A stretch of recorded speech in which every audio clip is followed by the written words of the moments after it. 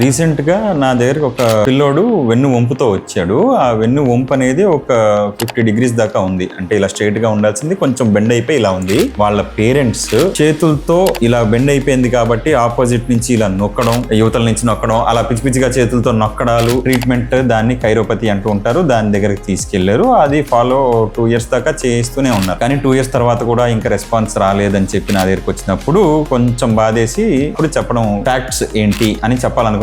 దానికోసం ఈ రీల్. ఎప్పుడైనా సరే స్కోలియోసిస్ అనేది వెన్ను ఎముకల్లో స్ట్రైట్ గా ఉండాల్సింది బెండ్ అవుతూ ఉంటుంది. ఆ బెండ్ అనేది 10 degrees ఉంటే అసలు దానికి ఎటువంటి ట్రీట్మెంట్ అక్కర్లేదు. కైరోపతి దగ్గరికి వెళ్ళాల్సిన అవసరం లేదు, ఫిజియోథెరపీ చేయాల్సిన అవసరం లేదు, ఇంకేమీ చేయాల్సిన అవసరం లేదు. కాకపోతే ఒక 25 degrees 10 degrees దాటింది, 25 degrees లోపు ఉంది అనుకుంటే అప్పుడు ఫిజియోథెరపీ చేసినా కొంచెం బెటర్ గానే ఉంటుంది. డిగ్రీలు ఎప్పుడైతే 50 degrees దాటే అనుకుంటామో ఎక్స్రేలో, అలాంటి వాళ్ళకి ఎలాంటి కైరోపతి పని చెయ్యదు, ఎలాంటి ఫిజియోథెరపీ పని చెయ్యదు. దానికి ట్రీట్మెంట్ కావాలి అంటే డెఫినెట్ గా ఒక స్పైన్ స్పెషలిస్ట్ ని కలవాల్సిన అవసరమే ఉంటూ ఉంటుంది.